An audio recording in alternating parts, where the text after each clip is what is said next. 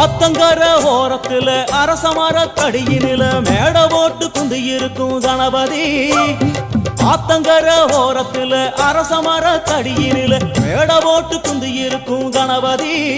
ஒன்ன 3 சுத்து சுத்தி வந்து முத்துன தேங்காய் உடைச்சு சூடம் ஏத்து கும்பிடுறோம் கணபதி.